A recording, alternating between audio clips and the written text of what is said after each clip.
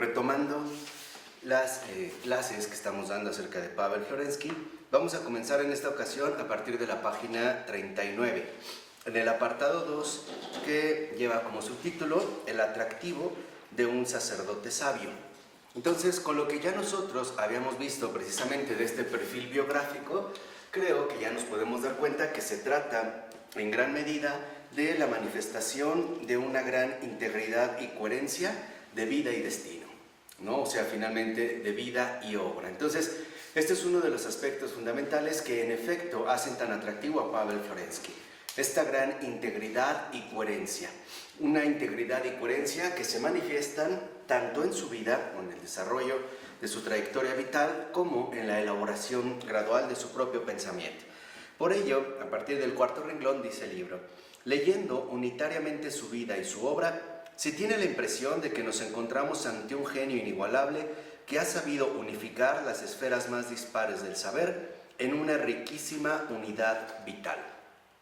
Los ámbitos de la matemática y de la filosofía, de la ciencia y de la teología, del arte y de la liturgia, de la profesionalidad pública y de la espiritualidad, de la creatividad técnica y del ministerio sacerdotal.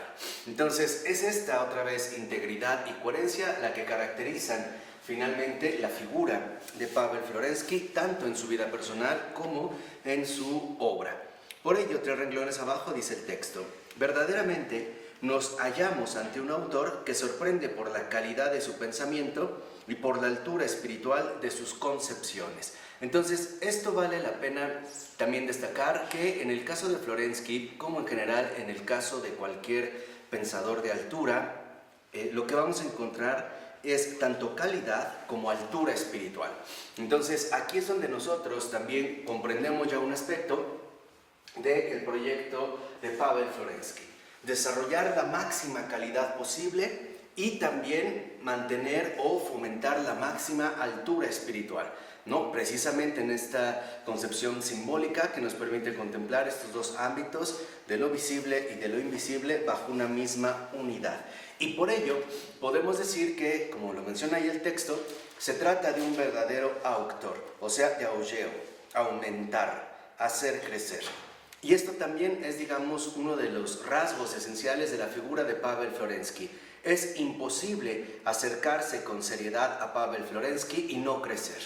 Florensky, precisamente, una de las cosas que promueve es el propio crecimiento personal, tanto en calidad intelectual como en altura espiritual.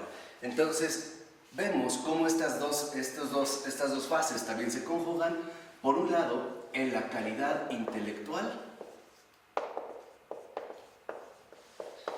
y en la altura espiritual. Y esto es precisamente uno de los rasgos centrales que contiene la obra de Pavel Florensky. ¿Por qué? Porque al acercarse a Pavel Florensky es imposible no crecer, ¿no? Florensky hace crecer al alma, a la persona, tanto en calidad intelectual como en altura espiritual. Y esto precisamente es lo que nosotros podemos llamar crecimiento. Entonces, este crecimiento a su vez, ¿no?, está vinculado a dos ámbitos particulares que ya habíamos mencionado la ocasión anterior, y por un lado es la sabiduría, que sería la calidad intelectual, y la altura espiritual basada en la humildad. Entonces, es curioso cómo Florensky nos hace crecer de una forma extraordinaria, tanto en calidad intelectual como en altura espiritual. Nos irá llevando finalmente por los caminos extraordinarios de la sabiduría, pero asimismo sin perder de vista los caminos fecundos de la humildad. Tanto sabiduría como humildad, humildad y sabiduría conforman entonces los dos polos sustanciales del crecimiento que Florensky nos ofrece a través precisamente de su presencia, tanto personal, en tanto vida, como teológica, filosófica, científica, en tanto obra. Entonces, este es uno, digamos, de los rasgos fundamentales del atractivo que posee la figura fundamental de Pavel Florensky. Porque bien es cierto que, por ejemplo, podemos encontrar otros ejemplos donde podemos adquirir una enorme calidad intelectual, pero no una verdadera altura espiritual. Y esto quizás se puede encontrar en algunos filósofos, ¿no? Tenemos una calidad intelectual, pero no una altura espiritual. Y al revés, hay donde también podríamos encontrar de alguna manera una altura espiritual, pero no necesariamente una calidad intelectual. En Florensky estos dos elementos están plenamente conjugados. De tal manera que, como lo dice en los dos últimos renglones de este párrafo, algo que necesitamos reconocer es que con él, con Pavel Florensky, crece espiritualmente aquel que se entrega a su lectura. Entonces, cuando realmente alguien se entrega a la lectura de Pavel Florensky, uno crece, uno realmente, ¿no?, se llena tanto de calidad intelectual como de altura espiritual. Y aquí también destaca un aspecto muy llamativo. Incluso es necesario crecer personalmente para poder comprenderlo. Entonces, podemos decir que el crecimiento que él nos ofrece a su vez requiere maduración personal.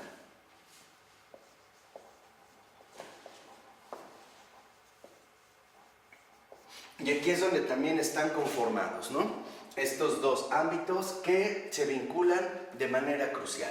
El crecimiento que él nos ofrece a su vez implica una correspondencia, o sea, una maduración personal por parte nuestra para poder comprenderlo todavía mejor. Recuerdo que en algún momento Florensky dijo que era bueno adelantarse un poco a su época, ¿no?, hablando de la calidad intelectual y la altura espiritual. Pero dijo, creo que yo me pasé, creo que yo me adelanté más de 50 años. ¿No? Entonces decía, creo que va a pasar 50 años o un poco más para que se me empiece a comprender. Y en efecto, al menos a esta fecha, si más o menos sacamos cuentas, veremos que han pasado 77 años. Entonces, después de 77 años, empezamos a acercarnos ya a esta figura luminosa, a este titán, ¿no?, eclesial, para tanto acceder a este crecimiento que él nos ofrece y también corresponder a este ofrecimiento con nuestra propia maduración personal, o sea, con nuestro propio crecimiento cristiano. Por ello es que, como dice en la página 40, más o menos como 6-7 renglones de que inició el texto, en efecto podemos considerar a Pavel Florensky como un maestro de pensamiento, ¿no? En este sentido, Pavel Florensky se presenta como un auténtico maestro. Es un verdadero guía en el camino de la vida del alma y también es un excelente compañero espiritual, ¿no? ¿Por qué? Porque también es un batiushka, un padre espiritual con el cual uno puede encontrar las respuestas fundamentales para el desarrollo de su propia vida. Entonces, lo que vemos es que lo mismo que muchos intelectuales de su generación buscaban precisamente encontrar una nueva conciencia religiosa, ¿no? O sea, esta nueva conciencia religiosa que se va a ir desarrollando entre estos dos factores, ¿no? Esta nueva conciencia religiosa busca a su vez que seamos capaces de reintegrar la totalidad de lo real, o sea, la totalidad de la creación. De tal manera que entonces, por ejemplo, se busque, por un lado, reconciliar el tradicional ascetismo ortodoxo de huida del mundo, o sea, el ascetismo, con la creatividad humana y el eros del amor a la tierra. Entonces, aquí, digamos, uno de los aspectos que vale la pena destacar es que esta nueva conciencia religiosa va a intentar, ante todo, volver a reunir el cielo y la tierra. Cielo y tierra encontradas finalmente en una nueva conciencia religiosa y por lo tanto también en una nueva postura de vida, en este nuevo amor que se traduce finalmente como santidad. ¿Por qué? Porque al parecer también a lo largo del siglo XIX, con el positivismo que vimos, se llegó a considerar que la vía del cristianismo se había bifurcado de alguna manera en dos ámbitos. O bien el campo netamente ascético, o sea, la carrera ascética o monástica que incluía una separación tajante del mundo, o la renuncia a este tipo de ascetismo, de vida monacal, y entonces dedicarse a las actividades, vamos a decirlo así, terrenales que exige la vida ordinaria, ¿no? Entonces pareciera que la vida cristiana se había como escindido en dos ámbitos, nuevamente en apariencia, ¿no?, antitéticos. Florensky nos muestra que no, que estos dos factores, tanto la ascesis monacal, o sea, la vida espiritual intensa, y el compromiso en el mundo, forman parte de una misma realidad. Entonces, este cielo sería una vida espiritual intensa.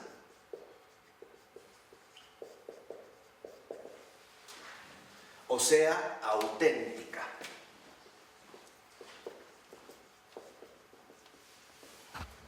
Y la tierra, dentro de esta nueva conciencia religiosa, en efecto asume también una vida humana comprometida. O sea, una vida humana seria. Si aquí la vida espiritual intensa se manifiesta como la auténtica vida espiritual auténtica, aquí la tierra es asumida como una vida humana comprometida y por lo tanto verdadera. Esto quizá, para tender más puentes todavía, podríamos quizá localizarlo en este primer intento a través de una obra extraordinaria de San Francisco de Sales que se llama Introducción a la vida devota. Si leen esta obra, que de hecho sería una obra de las que todos deberíamos de leer, si leen la Introducción a la vida devota, verán que él, en efecto, cuando le escribe a Filotea, o el alma enamorada de Dios, dice que él está escribiendo esto para dirigirse a cualquier persona. Da igual si es religioso, si es laico, si es casado, si es viudo, si es monje, si es padre de familia, si es soltero, si es casado. Aquí es, digamos, uno de los avisos a través de San Francisco de Sales, 3 siglos antes, donde se empezaba ya a recordar que no se trata de contraponer o poner en pugna dos ámbitos fundamentales, sino que se trata de integrarlos en una misma realidad personal. ¿Por qué? Porque cada persona humana posee una dimensión interior, lo que nosotros llamaríamos la dimensión de interioridad, pero también es cierto, y no menos claro, que posee una dimensión exterior, o sea, una dimensión de un desarrollo visible, ¿no? Entonces, lo mismo, así como Florensky se ha estado dejando guiar por la realidad antinómica de todo lo creado, reconoce que también el hombre está llamado a integrar estos dos aspectos, tanto lo interior como lo exterior. En pocas palabras, podríamos decir, llevar una verdadera vida de oración y por lo tanto asumir también una verdadera y genuina acción en el mundo. Entonces, de este lado, en la vida espiritual intensa, es decir, auténtica, estaría la parte de la oración, que constituiría la parte interior del ser humano. Y por otra parte, en esta vida humana comprometida, encontraríamos la acción, que ya no sería, digamos, la manifestación interior del hombre, sino ahora su manifestación exterior, ¿no? Lo que se presenta como visible en el mundo. Entonces, uno de los factores fundamentales que en efecto hoy nosotros padecemos es la incoherencia de estas dos dimensiones. Por ejemplo, hay personas que tienen una vida exterior, una acción sumamente rica, podríamos decir, y dinámica, pero carente por completo de una verdadera profundidad interior. Y al revés, hay personas que pueden tener una verdadera profundidad interior, pero prácticamente una escasa repercusión en el exterior. ¿Por qué? Porque no se han plenamente integrado. No se han realmente integrado en este sentido como personas. Y aquí quizá reconocemos como la tradición monacal fundamental uno de los principales, o el lema principal del gran San Benito: ora et labora, o sea, ora y trabaja. Aquí estaría el ora de San Benito, que es el padre de los monjes, ¿no? Al menos en Occidente, y que a su vez está inspirado en los padres del desierto que vienen de Oriente. Aquí estaría la parte del ora, o sea, primero dedicarse a la parte interior del hombre y que después esta oración interna, esta vida espiritual intensa, auténtica, se manifieste o refleje en el labora, o sea, en el trabajo cotidiano, en toda la vida exterior que el hombre va a desarrollar. Por eso para San Benito era tan fundamental que la oración a su vez se viera acompañada, en este sentido, de la labor, del trabajo. Y para San Benito, en este sentido, el trabajo era un trabajo, en primer lugar, manual, ¿no? Un trabajo manual que ayudaba finalmente a conservar la concentración de la oración y que también involucraba dentro de este mismo labora la convivencia diaria con los demás hermanos. ¿Por qué? Porque quizá puede ser una grave tentación suponer que yo tengo una vida interior intensa, pero que quiero evitar la dimensión exterior. O, brevemente, que yo estoy muy bien con Dios, pero muy mal con los hombres. O al revés, que estoy muy bien con los hombres, pero muy mal con Dios. Entonces, vemos que para Florensky, esta vida espiritual intensa o auténtica entre este crecimiento, resulta que debemos de tener a Dios en una auténtica, ¿no? En una auténtica comunión con nosotros, en una verdad viviente que en efecto transfigura nuestra realidad más íntima. Y por lo tanto, al llevar a cabo realmente este encuentro, esta amistad con Dios, entonces también llevar esta dimensión profunda a esta acción exterior donde nosotros entramos en un contacto cotidiano, en un contacto cercano con el hombre. De tal forma que esta nueva conciencia religiosa integra finalmente relación con Dios, relación con el hombre. Vida interior intensa, vida espiritual intensa, auténtica y acción exterior comprometida. Lo interior y lo exterior integrado de manera plena. Entonces, así como en una sesión anterior hablamos de la integridad de la cosmovisión, aquí también podemos ver en efecto cómo Florensky concibe ya al hombre también mediante un ejercicio constante de integración y colocando en primer lugar, por supuesto, el cielo, o sea, a Dios, para que después de esta oración fundamental pueda emerger o brotar esta acción exterior que nos lleva a abrazar todo lo universalmente humano. Así que ya podemos ver cómo entonces esta nueva conciencia religiosa integra lo divino y lo humano dentro de un mismo corazón, ¿no? Dentro de una misma realidad fundamental de crecimiento y también por lo tanto de maduración. De ahí pues que si nos vamos a la 41, Florensky en el segundo renglón, haciéndose eco de las mejores intuiciones de la intelectualidad y escuchando los signos de los tiempos, quiso siempre pensar en y con la Iglesia. Y aquí es donde está también el otro aspecto fundamental. Esta nueva conciencia religiosa es en, fíjense, Dios y con, y este con es los hombres en la Iglesia.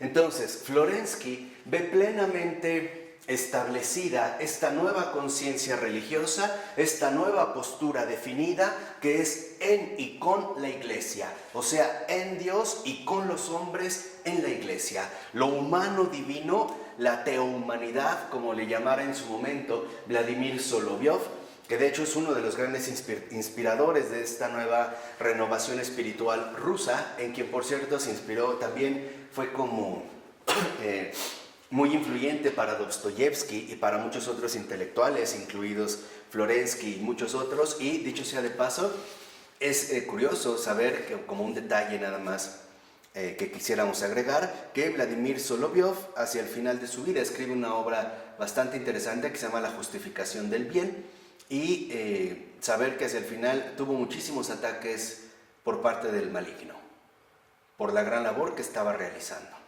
Lo mismo que unos siglos antes Gogol, ¿no? A través del desarrollo de sus obras. Pero este en y con es, digamos, un aspecto fundamental en con a través de una auténtica conjunción.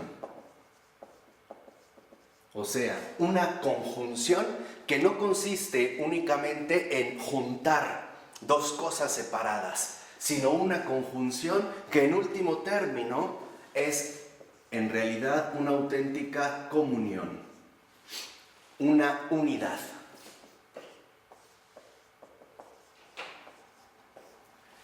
De tal forma que entonces Florensky ahora reconoce que en la iglesia ahí está Dios, pero también están los hombres. Está lo visible, pero también lo invisible. Y tenemos que aprender a ir creciendo con esta exigencia que la iglesia misma representa para nosotros. De ahí pues, por ejemplo, que Florensky escriba en último término una obra que se considera su obra capital, titulada La columna y el fundamento de la verdad, que es, les digo, este texto que afortunadamente ya ha sido traducido al español por el propio padre Francisco José López Sáiz en la editorial Sígueme, y que haya promovido la lectura, como en el caso de Nikolai Loskij, un contemporáneo de Florensky, el retorno definitivo a la iglesia, o sea, la comprensión fundamental de que ahí en la obra de Florensky, en la figura de Florensky, uno puede encontrar el camino correcto de retorno a la verdad y por ende también a la vida. Otro, por ejemplo, es Sergei Bulgakov. De hecho, si ven, por ejemplo, en este texto, este óleo que se pintó, el de negro es Sergei Bulgakov, ¿no? Él es Sergei Bulgakov, que también fue un teólogo ortodoxo ruso, converso, lo mismo que Florensky. Y aquí lo llamativo, lo interesante, digamos, de este óleo, es que si lo vemos y tratamos de poner, digamos, un poco de atención en estas dos figuras, resulta llamativo darse cuenta que atrás, ¿no?, en primer lugar, destaca un bosque, que sería como la simbolización más o menos campestre de esta estepa rusa, ¿no?, de estos bosques rusos que están en verde y que no han sido plenamente aplastados por el régimen soviético. O sea, hay una esperanza de vida. Pero lo fundamental es que los dos están como caminando hacia adelante. O sea, en último término, los dos están en dirección al futuro. ¿Se acuerdan lo que comentamos hacia el final, no? Así esté por venir. Entonces, los dos van en esta dirección, pero los dos no mantienen el mismo tipo de actitud. Si ustedes ponen atención a esta bella pintura, verán que Sergei Bulgakov, ante todo, tiene el ceño como fruncido, como que mira desafiante al futuro, a lo que está por encima, ¿no? Hay como una cierta agresividad en la postura, incluso el asomo sutil de la mano, como listo para hacerla a un lado y atacar. O sea, sería como una actitud que de alguna manera refleja una postura decidida, pero no exenta de cierta molestia. ¿De acuerdo? En cambio, Florensky no. Si ustedes lo ven, y esto es lo extraordinario, el rostro de Florensky está plenamente pacificado. A diferencia del de Sergei Bulgakov, que mira de frente, ¿no?, lo que está aún por venir y que por lo mismo no está exento de cierta molestia e incomodidad, Florensky tiene prácticamente los ojos cerrados en una postura más bien de cierta oración, es decir, con la cabeza inclinada. ¿Qué significa? Que Sergei Bulgakov, por ejemplo, todavía consideraba de cierta manera que la misión que había que realizar ante este futuro estaba en manos de los hombres. Para Florensky no. Para Florensky, en realidad, lo que está aún por venir está en manos de Dios y por lo tanto es posible descansar. No sé si se comprende un poco lo que quiero decir. Entonces, el otro detalle fundamental es que vemos cómo Florensky, que utiliza esta vestimenta tradicional ortodoxa, ya como sacerdote, en su mano izquierda, a diferencia de la mano que asoma, ¿no?, esta como levita de Sergei Bulgakov, dispuesto como a quitarse la capa para irse al ataque, él la tiene tocando el corazón.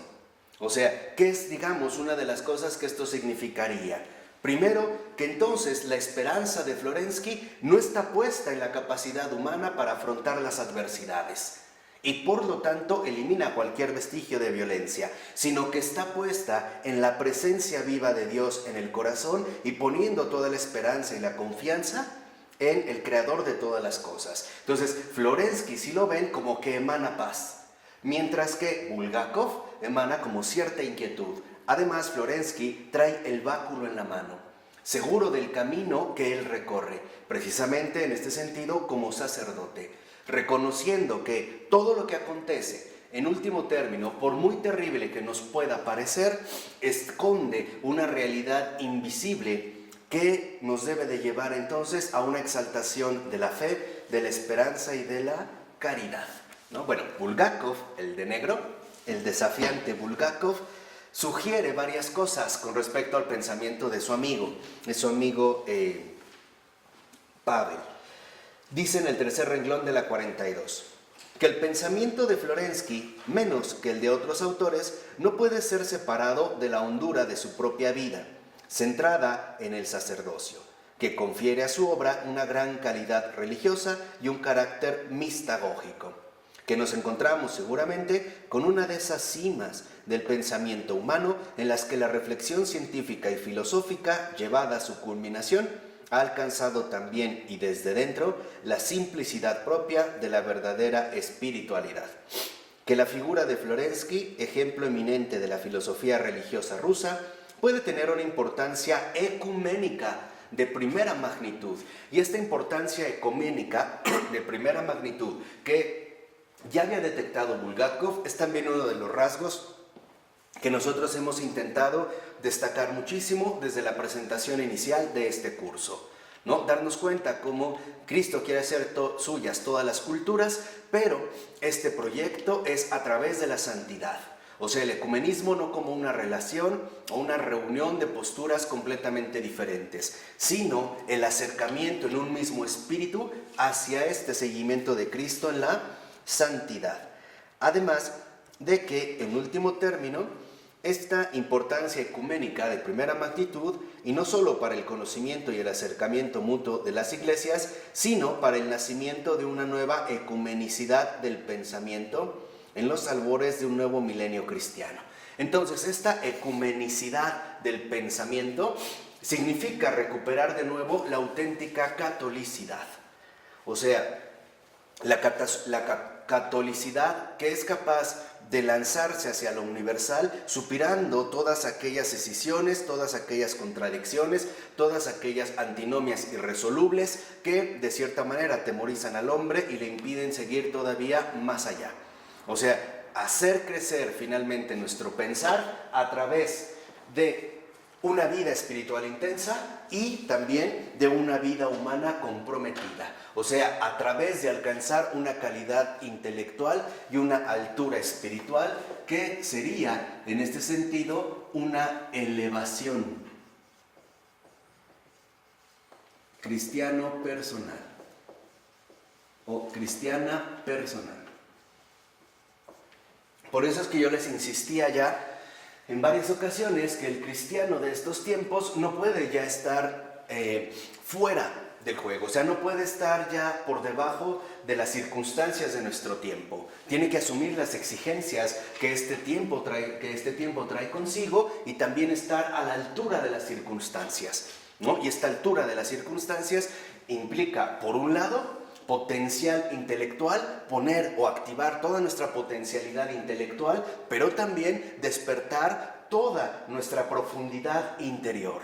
O sea, activar la calidad intelectual y la altura espiritual al servicio finalmente de la verdad y por ende de la vida eterna. ¿Ok?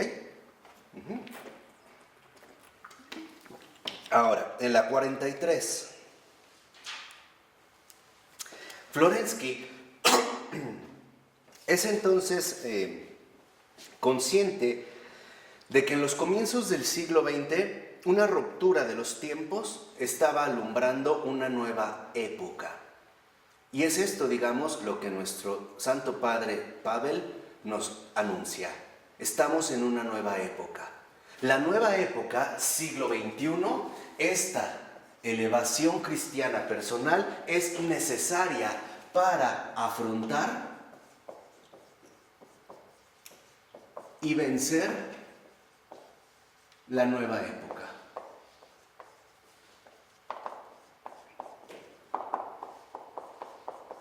Y esta nueva época es justamente el siglo XXI, o sea, nosotros.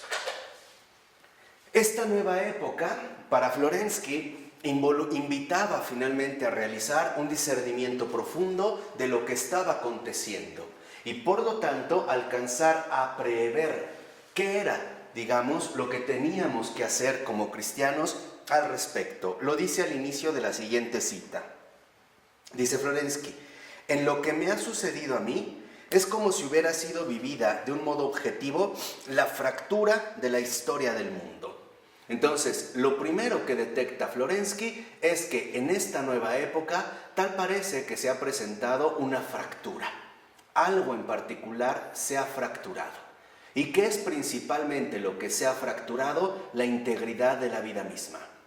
O sea, la vida tal parece que ha sido como dividida en pedazos. Se ha multiplicado, ¿no? Se ha dispersado en diversos campos que a veces disfrazamos bajo el pretexto de la especialización. Por ejemplo, ¿no? En el ámbito de los conocimientos especializados. Entonces, como que la especialización nos llevaba finalmente a profundizar en un detalle, en el detalle, el detallismo, pero perder de vista el conjunto. En pocas palabras, podríamos decir, Florensky aquí nos está dando una luz todavía mucho más profunda. ¿Cuál es esta fractura? El debilitamiento e incluso podríamos decir la pérdida de fuerza, el desmoronamiento de la misma catolicidad. Porque mientras la catolicidad aspira a la integración de la totalidad, hoy en este mundo se invita más bien a la ruptura de esta totalidad, a que todo se divida y se rompa en miles de fragmentos dispersos unos de otros y por tanto se fomente en lugar de la comunión, o sea, en lugar de la unidad, lo que Charles Taylor ha definido muy bien como desvinculación. Entonces, ahí es donde encontramos finalmente esta fractura. Y dice a continuación Florensky: de improviso se me ha vuelto claro que el tiempo se ha quebrado. O sea, que al parecer el tiempo ya no presentara una continuidad, sino que aparece más bien como un quebranto, una ruptura con respecto a todo lo anterior. Y un anuncio, en último término, de un progreso incierto que no teníamos claro hacia dónde es que nos llevaba, ¿no? Hacia dónde es que nos dirigía. No recuerdo ahorita si es Paul Claudel el que decía, es como si nos hubieran dicho, a todos nos dijeron, súbanse al tren a gran velocidad, pero nunca nos dijeron a dónde vamos. No, era como ir en esta ruptura y subirse a este tren en una marcha veloz, pero sin saber hacia dónde es que nos dirigimos. Y dice, y que por consiguiente ha llegado a su fin algo muy importante que no me concernía solo a mí, sino a toda la historia de la humanidad. Entonces, afrontar y vencer la nueva época del siglo XXI compromete a toda la humanidad.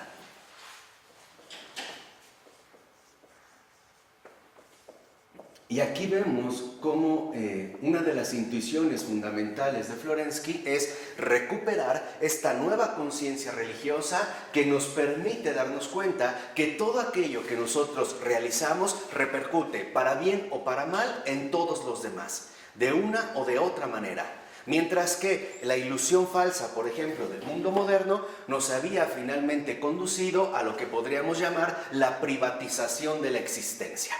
¿Qué es esto de la privatización de la existencia? El suponer que yo aquí, en el mundo, solo estoy llamado a desarrollar mi vida según mis planes y según mis propios criterios. Y por lo tanto, perder de vista la relevancia fundamental que mi vida tiene con respecto a los demás.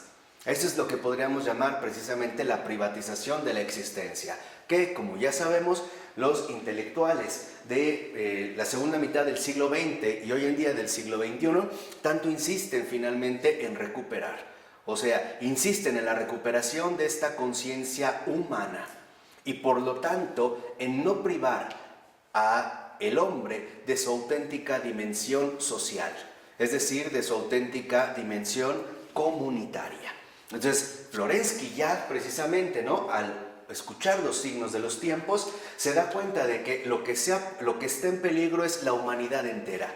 Ya no se trata solamente de que está en peligro un pueblo en concreto, como en este caso su pueblo natal, Rusia, o como pasaría en la década de los 60 tras la invasión de la Unión Soviética a estos países de Europa del Este, ¿no?, que los van a convertir bajo el régimen comunista, sino que más allá de estos peligros localizables, regionales, se ha puesto en peligro a la humanidad entera. ¿Por qué? Porque afrontar y vencer la nueva época, o sea, el siglo XXI, que compromete a toda la humanidad, significa superar la desvinculación.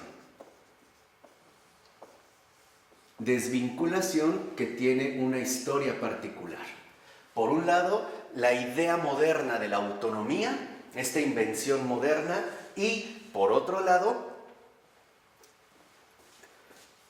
la mala comprensión de la propia realidad humana. A través, por ejemplo, de reducir la existencia humana o bien a una versión enteramente biologicista, o sea, como un organismo natural entre otros, o bien a un mero racionalismo que parecía perder de vista el contacto directo que tenemos con respecto a los demás.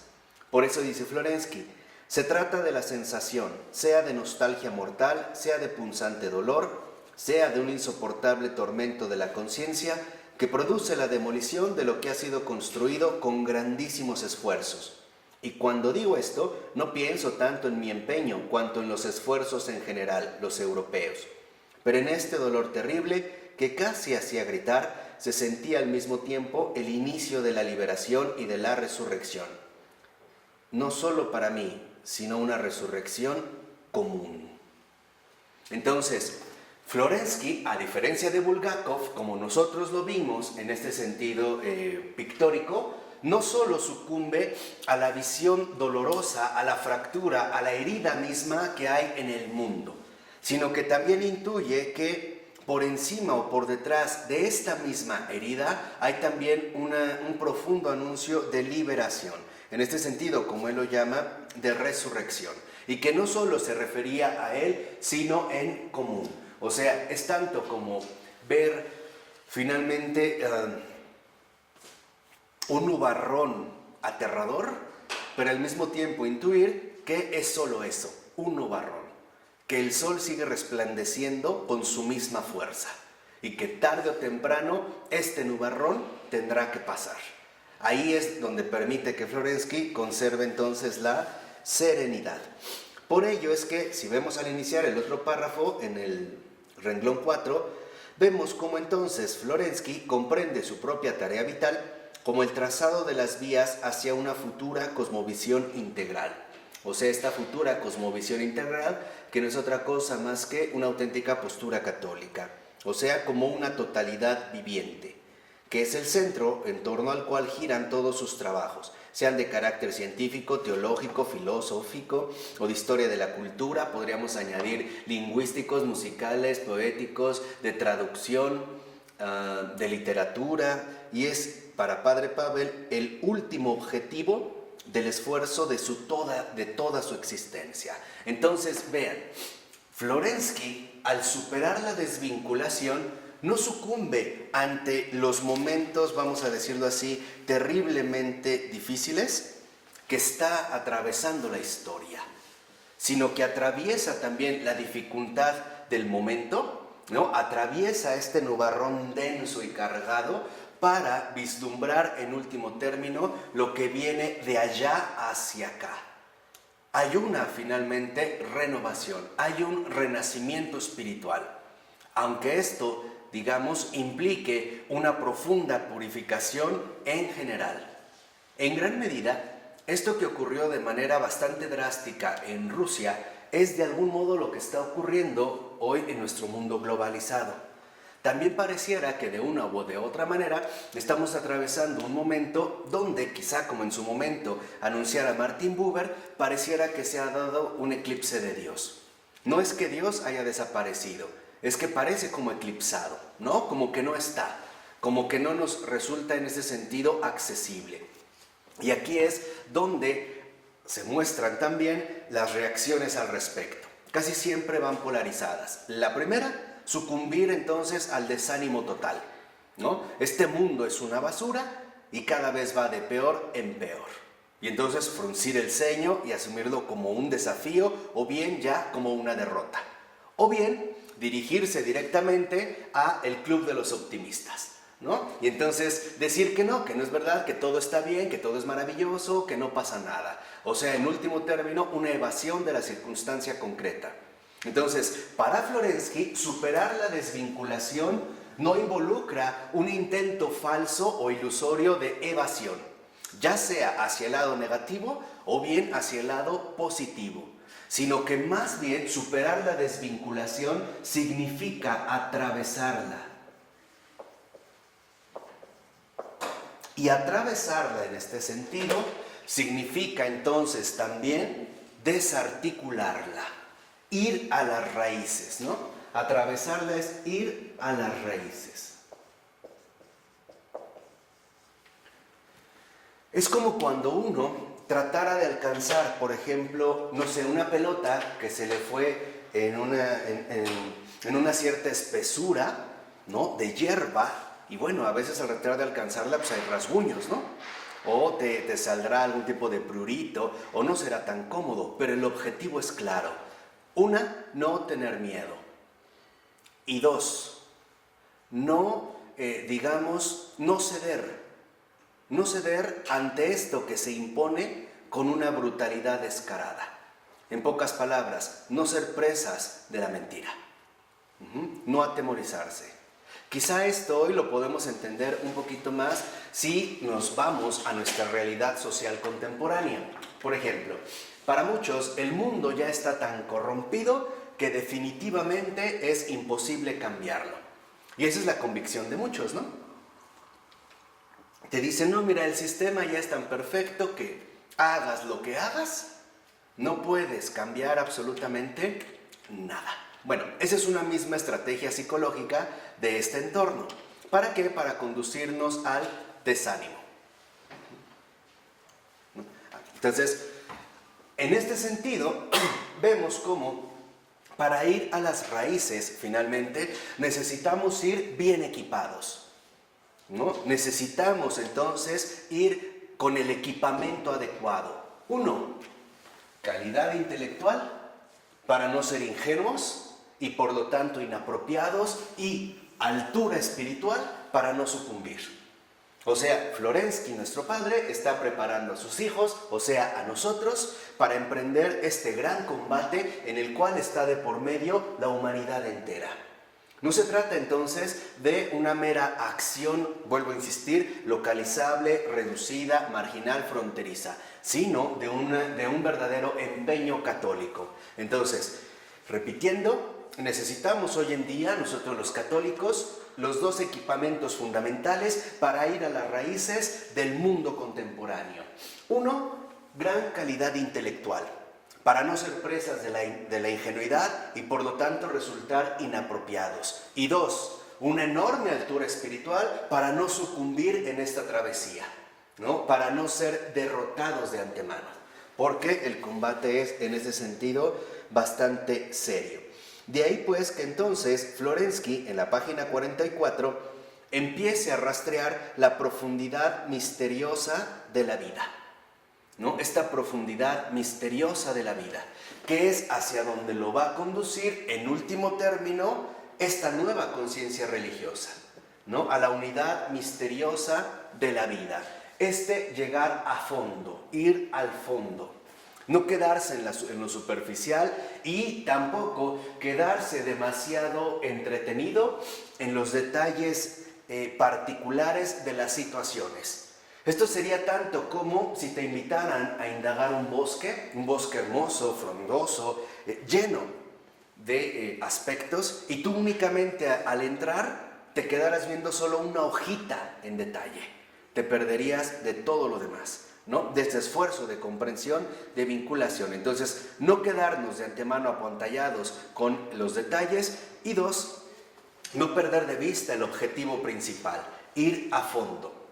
O sea, abordar las cuestiones en toda su complejidad, por muy ardua que resulte esta tarea, por muy incluso agotadora, porque lo es, que involucre esta tarea. Entonces, dentro de este nuevo ímpetu que Florensky nos transmite, no hay posibilidad de la mediocridad.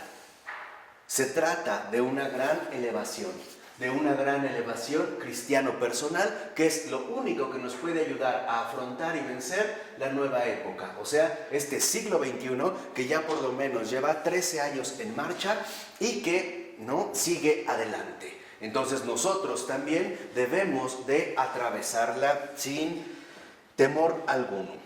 De tal manera que ya en las memorias, por ejemplo, que dedica a sus hijos, ahí podemos encontrar un desarrollo mayor de estas intuiciones fundamentales de Florensky. En la página 44, en el primer párrafo, 5 renglones antes de que acabe el texto, dice: el valor de este escrito, o sea, sus memorias, ¿no?, que dedica a sus hijos, consiste precisamente en que recoge las experiencias prefilosóficas del joven Pavel, articulándolas en lo que bien podríamos considerar como un manifiesto de las ideas fundamentales de los trabajos futuros de nuestro autor. Entonces, lo que vemos es que, en efecto, todos estos desarrollos que alcanzarán su formulación adecuada solo en la madurez de Florensky, ya empiezan como a latir, ¿no?, como a anunciarse más bien, como un anuncio fundamental en estas intuiciones prefilosóficas, o sea, infantiles de Florensky.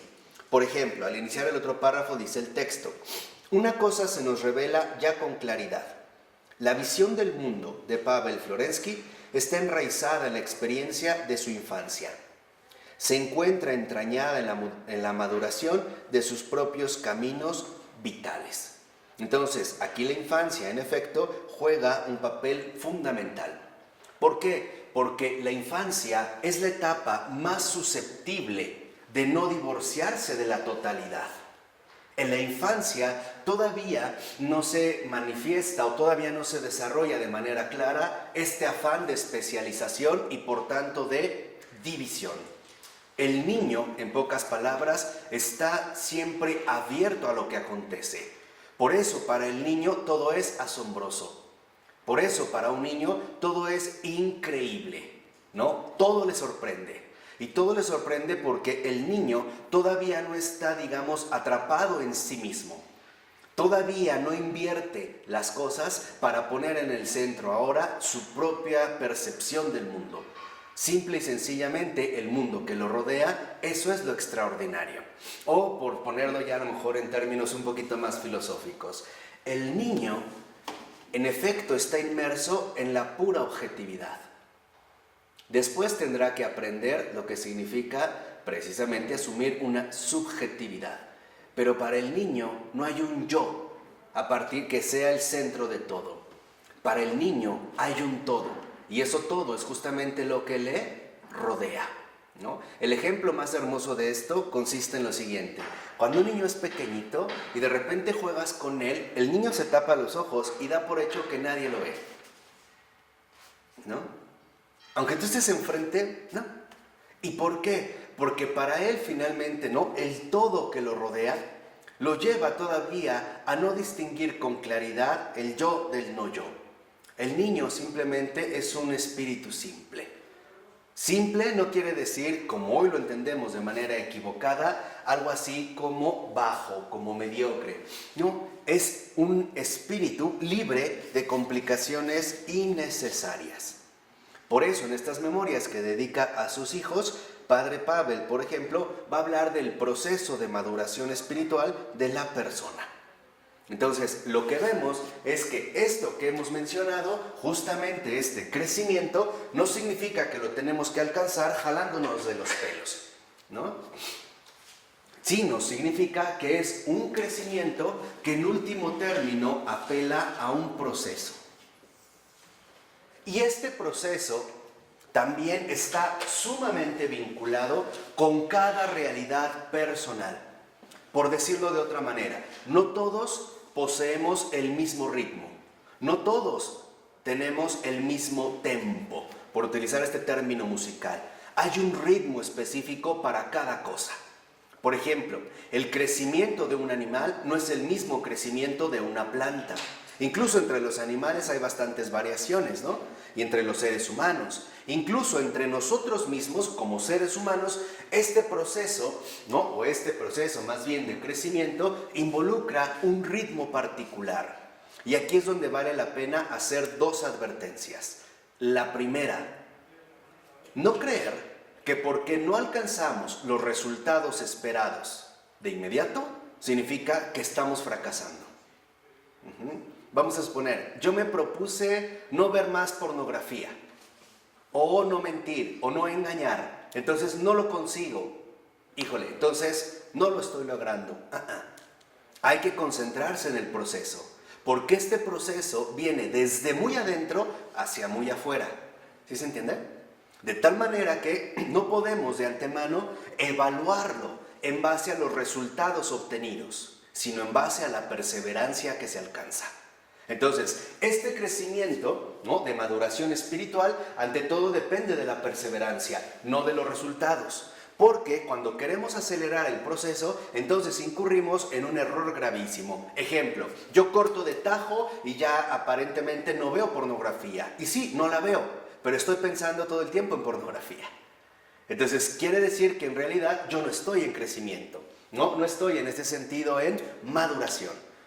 Entonces, dentro de esto que les va a explicar, precisamente el padre Pavel habla de que este proceso es un proceso donde hay caídas, pero también hay resurrecciones. O sea, hay derrotas, es verdad, pero también hay triunfos. Hay avances y a veces caídas. Y luego otra recaída, pero luego otro avance. ¿Por qué? Porque la vida espiritual no es lineal, como lo sería, por ejemplo, el avance mecánico al que estamos acostumbrados, ¿no? De un punto A a un punto B. La vida espiritual, ante todo, depende de la altura alcanzada y de la intensidad adquirida. No es que vaya de un punto a otro. Esto es solamente como una referencia analógica, es como una analogía para que entendamos un poco, ¿no?, de lo que se trata. Pero es fundamental que nosotros reconozcamos nuestra realidad humana y por lo tanto no nos desanimemos ni de nuestras propias debilidades ni de nuestras propias imposibilidades para conseguir a veces lo que nos proponemos. Lo fundamental es que reconozcamos estas caídas y estas resurrecciones y nos demos cuenta que, como en último término, en efecto menciona Florensky, este proceso de caídas y resurrecciones se llama conversión.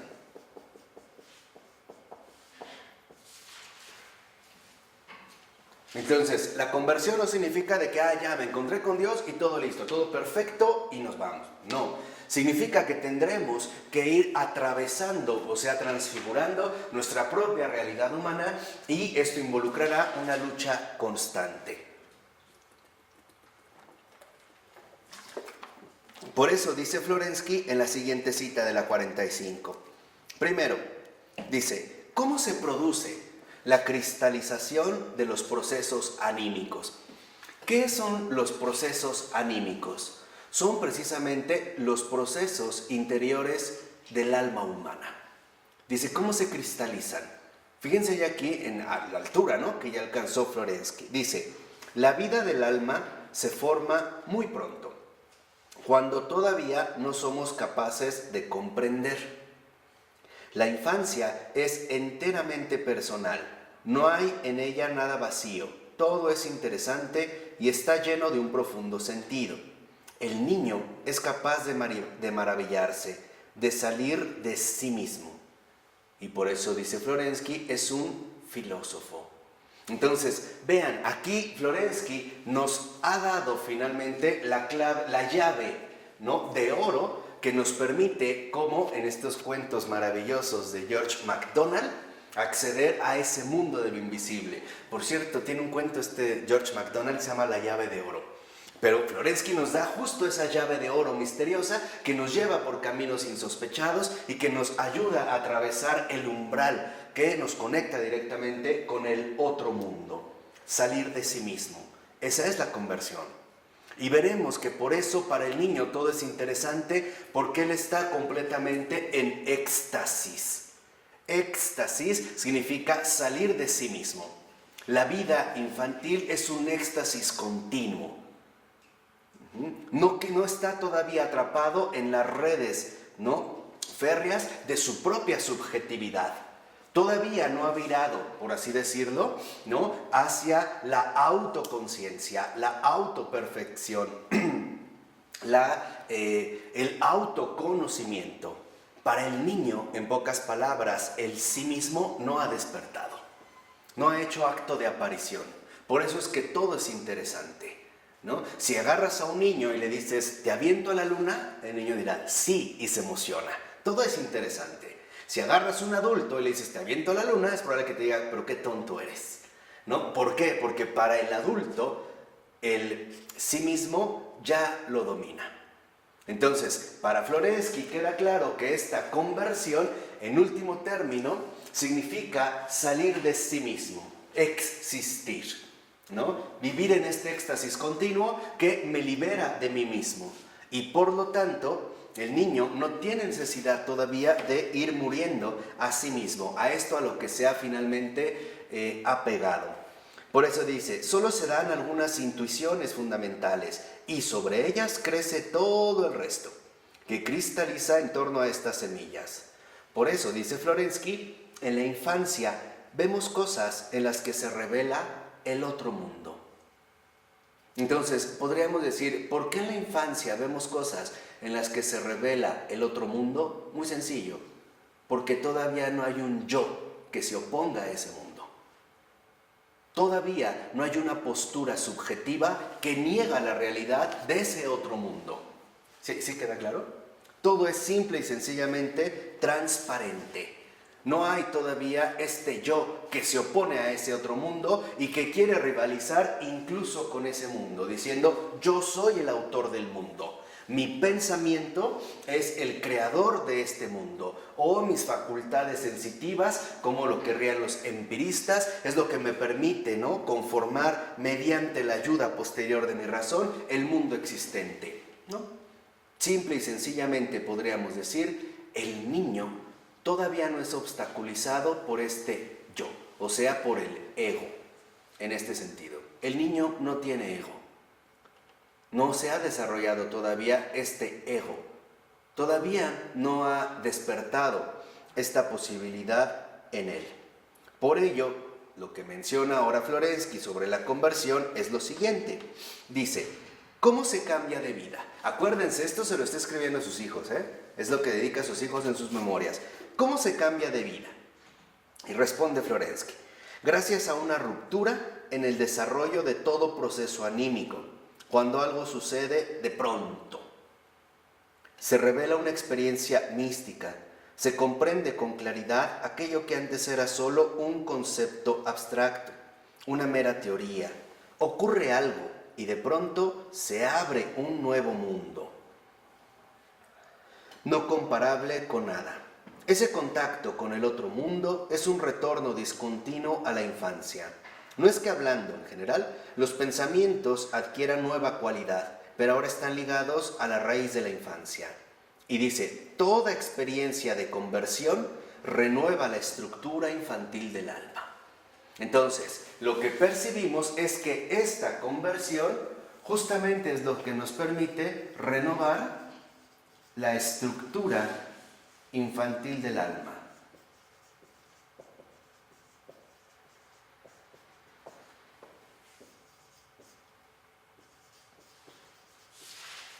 O sea, esta estructura infantil del alma que corresponde precisamente con la libertad plena. ¿Por qué con la libertad plena? Porque esta estructura infantil del alma todavía no cae presa del ego que todo lo quiere devorar. Con aquella negación rotunda que va a entrar en conflicto precisamente con ese otro mundo. Recordemos, o más bien adelantemos, que para Florensky, en último término, todo se va a definir en una sola disyuntiva: o él o yo. O sea, o Dios o yo. Ahí es donde entraría precisamente este conflicto. Entonces, esta libertad plena significa ausencia de conflictos egocéntricos.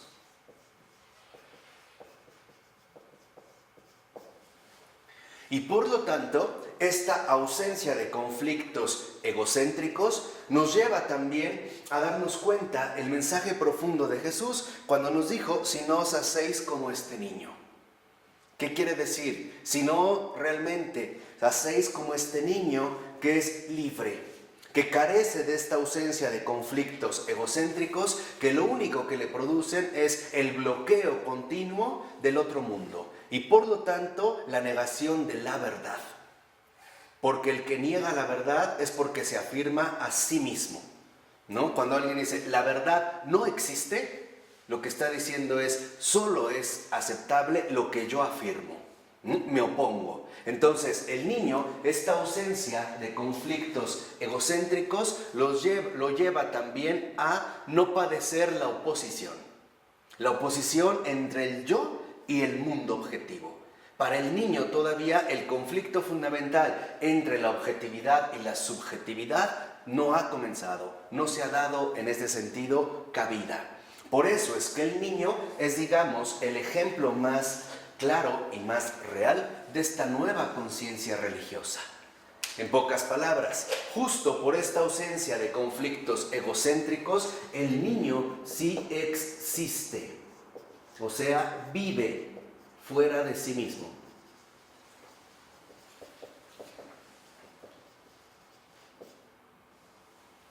Y por lo tanto, la vida del niño, o sea, la estructura infantil del alma, es un continuo éxtasis. Y el éxtasis es salir de uno mismo para entrar en contacto con la verdad, o sea, con el otro mundo que se revela para un alma libre de sí misma.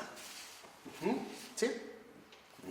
Entonces, si lo vemos, por ejemplo, ¿no? Para Florensky era fundamental retornar de nuevo a la estructura infantil del alma. Y la razón más obvia es muy simple, porque así empezamos. Así comenzamos. Y cuando estábamos así, en medio, inmersos de lleno en esta estructura infantil del alma, nuestra libertad era plena, porque estaba la ausencia de conflictos egocéntricos y por lo tanto verdaderamente existíamos, viviendo fuera de nosotros mismos, saliendo fuera de nosotros mismos para estar en un contacto continuo con la verdad y por lo tanto con la vida. Ahora, aquí es donde nosotros vamos a ver que para Florensky el punto fundamental de este crecimiento es justo la renovación de la estructura infantil del alma. Es curioso, y aquí vemos otra antinomia.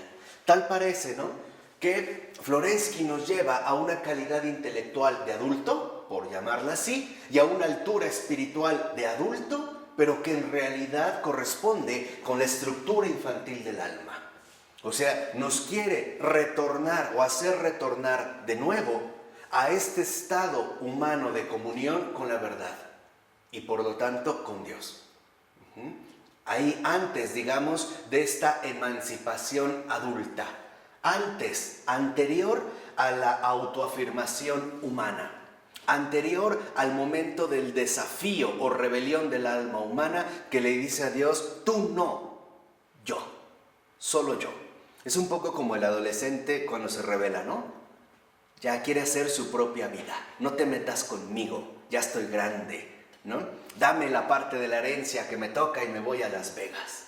No, ahí me voy hacia acá. O sea, ya no te metas, ya no escucho, ya no sé, ya no veo, es mi vida. O sea, hay este momento fundamental que tendremos que atravesar absolutamente todos.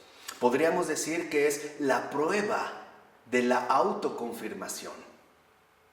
Y esto es fundamental. ¿Por qué? Porque nuestra autoconfirmación, a su vez, conduce a la renuncia de esta postura equivocada y por lo tanto el retorno al camino fundamental de nuestra vida, conversión.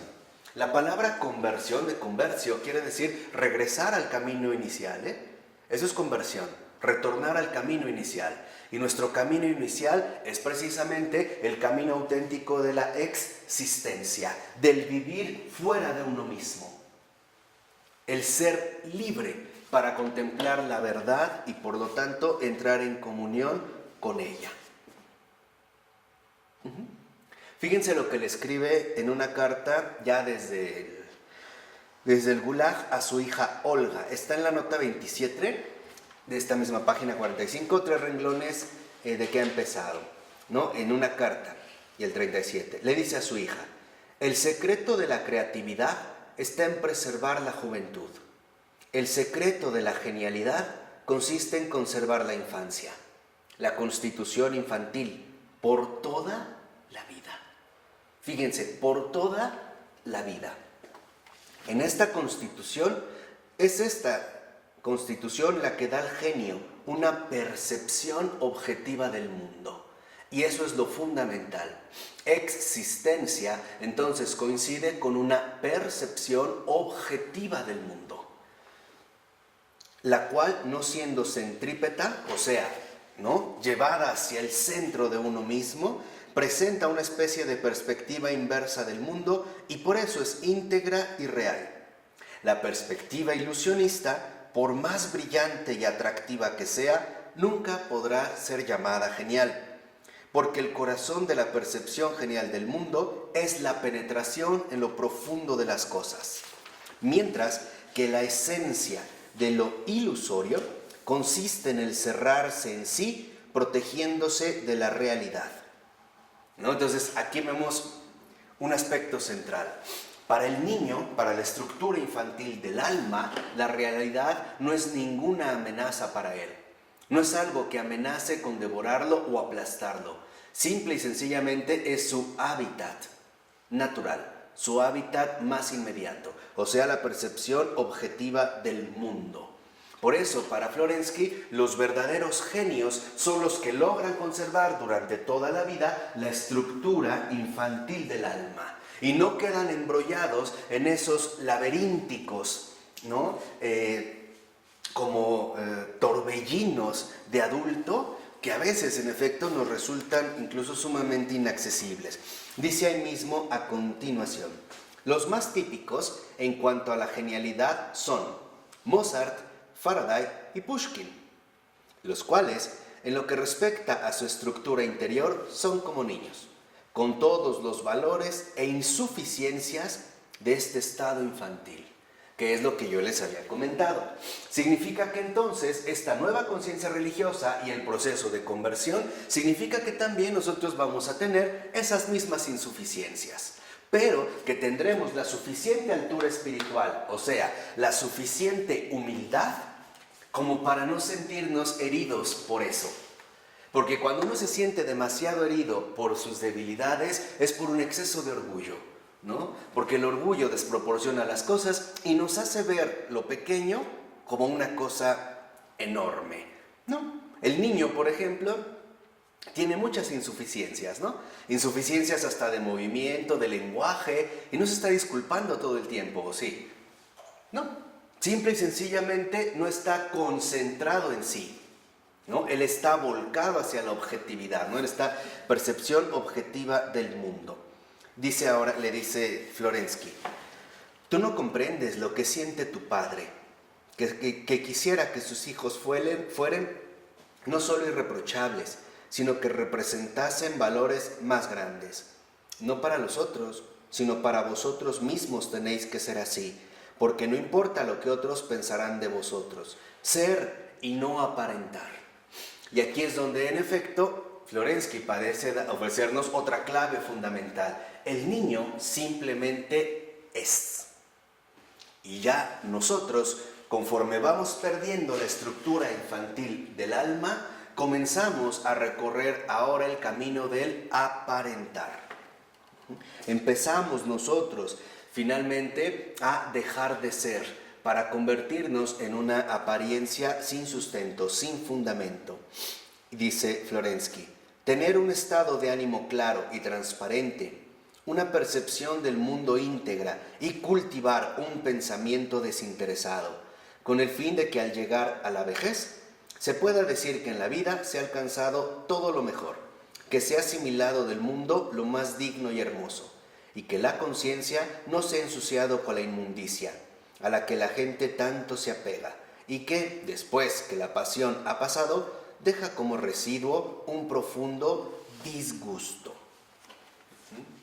Y aquí es donde también nosotros podríamos todavía ahondar más en esto último que nos ha mencionado Florensky a través justamente de lo siguiente.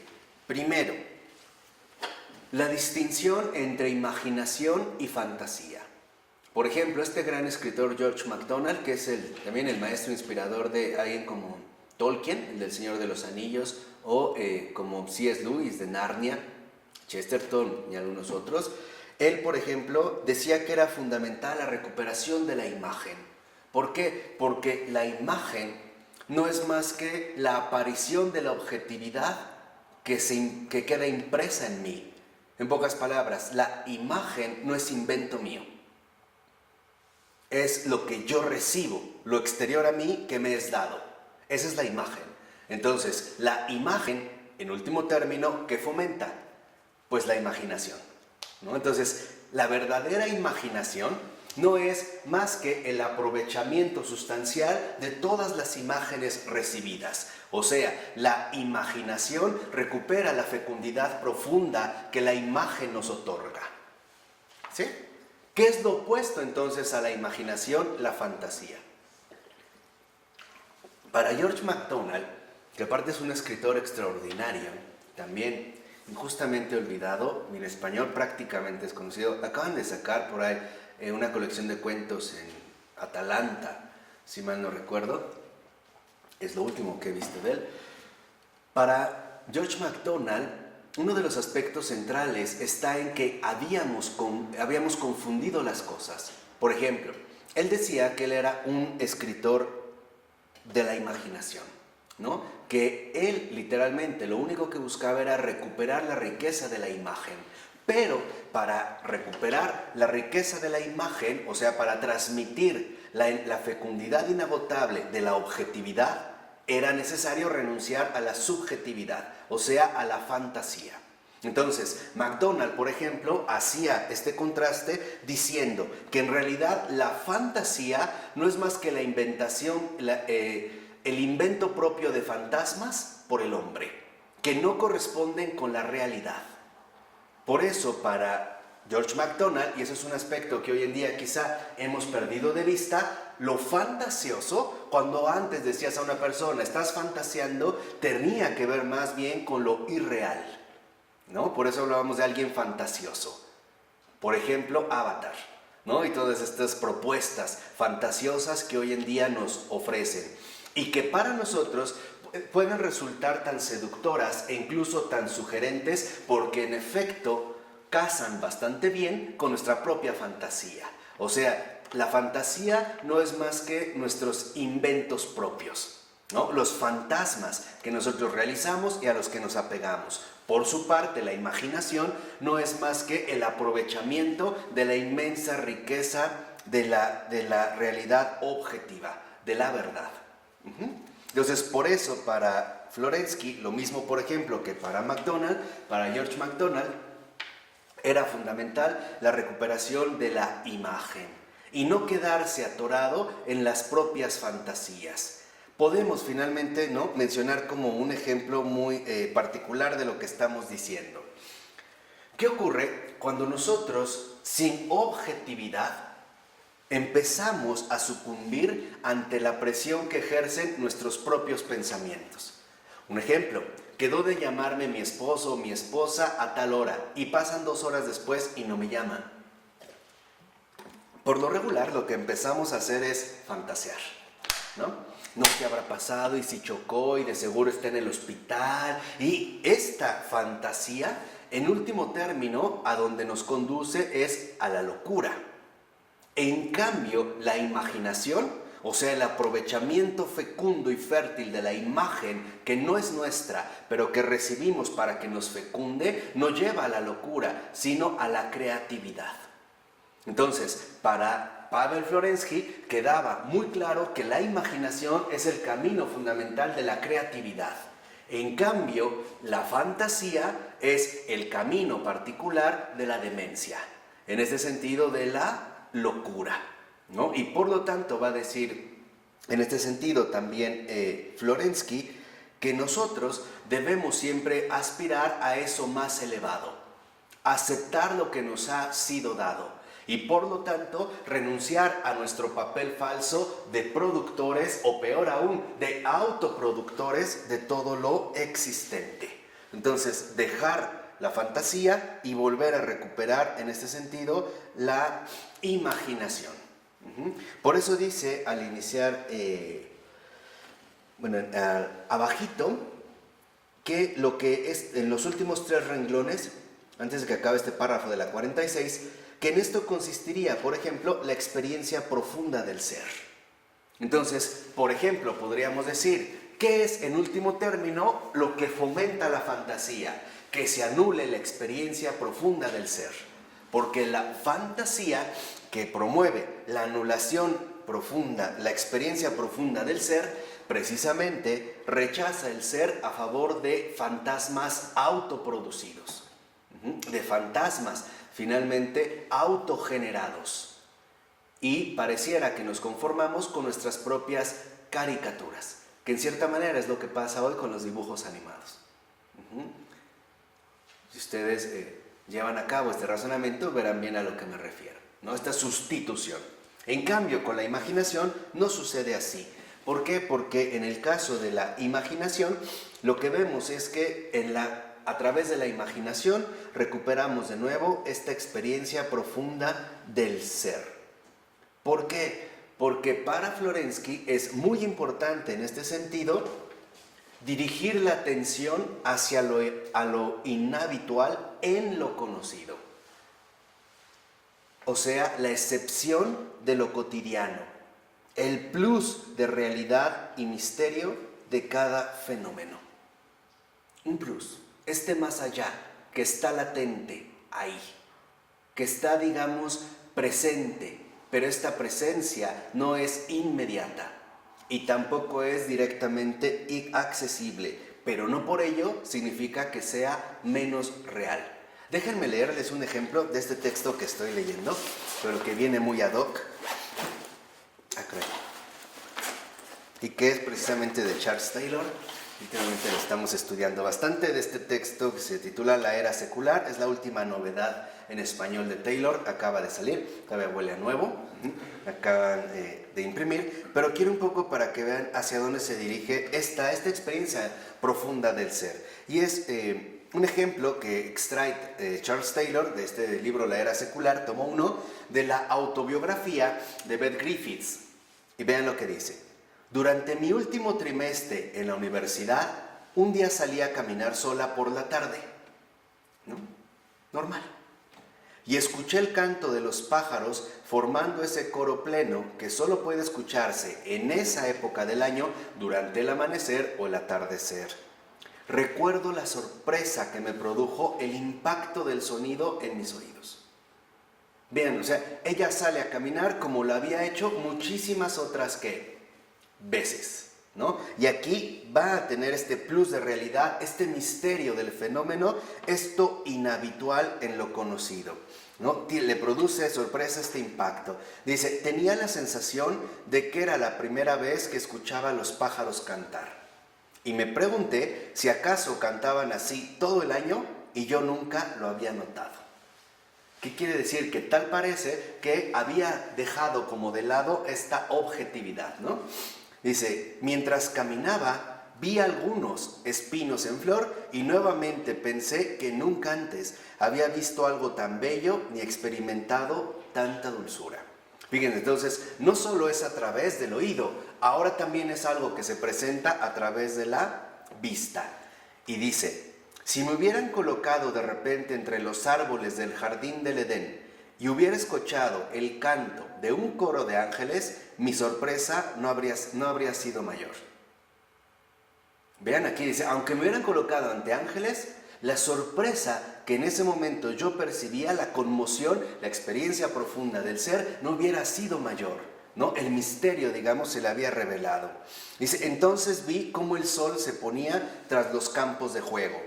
Súbitamente una alondra se elevó desde al lado del pie de un árbol que estaba cerca de mí. Derramó su cantar sobre mi cabeza y luego volvió a sumirse en el descanso sin dejar de cantar. Todo se aquietó cuando el sol se apagó y el velo del crepúsculo comenzó a cubrir la tierra. Recuerdo ahora la sensación de sobrecogimiento que me invadió. Tuve el impulso de arrodillarme sobre el suelo, como si hubiera estado en presencia de un ángel, y apenas me atreví a mirar el cielo, que no parecía otra cosa más que un velo sobre el rostro de Dios. Esta es la experiencia profunda del ser. Y estamos hablando, ¿no?, de unas memorias que relata en su autobiografía B.D. Griffiths. Y exacto, esta es la experiencia profunda del ser, la revelación del misterio, el descubrir, el quitar ese velo que cubre el rostro de Dios. Y que este velo no es otro más que la creación misma, a través precisamente de su manifestación visible.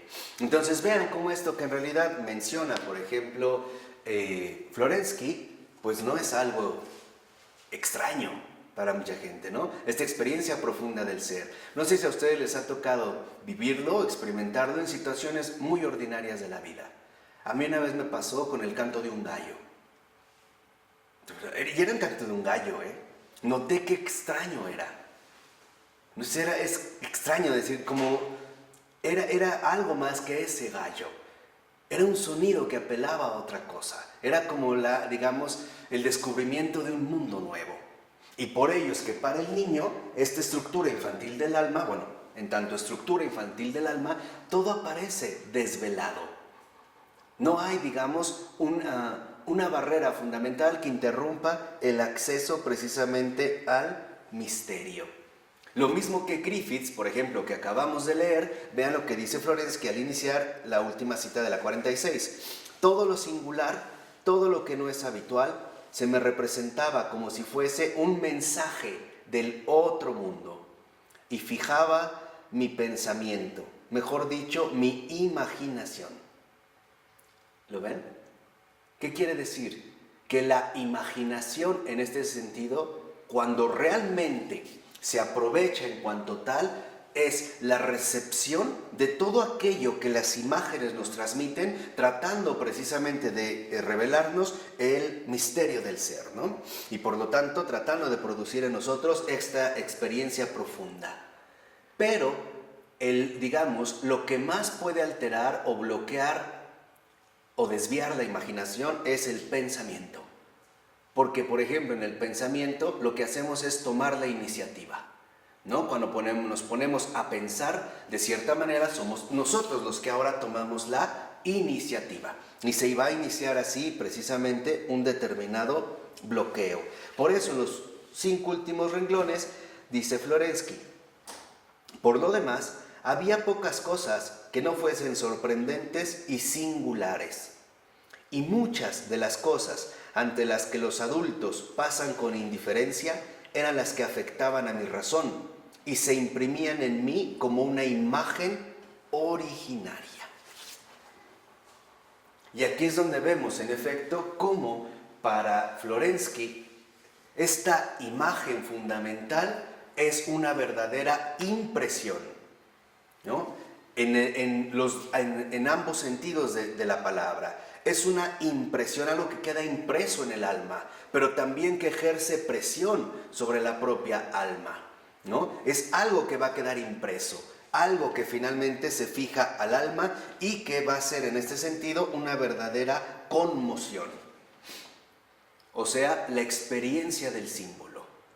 La experiencia del símbolo es precisamente la experiencia profunda del ser. Por cierto, yo les recomiendo también un libro de Victoria Cirlot, es una filósofa española contemporánea, aún viva, que se llama La visión interior. Y ella precisamente muestra cómo esta visión, en el caso, hace un contraste bastante interesante entre la visión medieval, que ante todo es objetiva, y la visión moderna, que ante todo es subjetiva. Entonces dice, bueno, antes cuando se hablaba de visión, por ejemplo, utiliza las imágenes de Santa Hildegarda von Bingen, dice, bueno, antes, por ejemplo, lo que vemos es un esfuerzo por tratar de representar la imagen vista, ¿no? Y las dificultades que encuentra, en este caso, el que la quiere transmitir, es porque no es un producto humano. O sea, en este sentido, la imaginación capta lo que le es dado. En cambio, va a decir, por ejemplo, en el surrealismo, cuando utiliza este estudio bastante interesante, a ti que te gusta la estética, es un chiquito, pero es bueno, dice, si nosotros vemos algunas pinturas surrealistas, veremos que en efecto tal parece que la imaginación es dejada de lado en favor, de alguna manera, de la fantasía, ¿no? Si uno se quedara en un mero nivel superficial. Pero, no obstante, lo que también en este sentido el surrealismo va a tratar de manifestar es esta imagen fundamental que estaría más allá de nuestra distorsión consciente. Acuérdense que también los surrealistas se vieron fuertemente influidos por Freud, ¿no? O sea, la percepción de otro mundo. Entonces, la diferencia, va a decir en este sentido fundamental Victoria Cirlot, es que ambos reconocen que hay otro mundo. Pero la diferencia es que en el caso de los medievales, el otro mundo es de una naturaleza espiritual, teológica, divina. Para los surrealistas, este otro mundo está inserto en el interior mismo del hombre, en este caos inconsciente donde cuando queremos nosotros traducir este mundo onírico, este mundo de los sueños, este mundo profundo, encontramos finalmente las dificultades para poder, en este sentido, como transmitir el mensaje, ¿no? Entonces, aquí habría, digamos, como un contraste bastante interesante. Y en último término, lo que vemos al iniciar el otro párrafo de la 47 es que, en efecto, es la experiencia del estupor ante el ser, del que nace toda cuestión filosófica y que hace ya del niño un filósofo.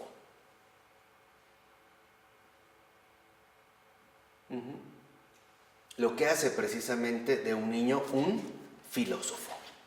Y para Florensky, uno de los aspectos que van a resultar fundamentales es justamente, ¿no?, esta experiencia vivida del estupor ante el ser. O sea, las experiencias de vida prefilosóficas y estas experiencias vividas, este estupor ante el ser prefilosóficas, se van a traducir en gran medida en lo que podríamos llamar el mundo antes del conocimiento, y que es justamente, un poco ya por la complejidad, de lo que hablaremos en la siguiente clase. ¿De acuerdo? En nombre del Padre, del Hijo y del Espíritu Santo. Amén.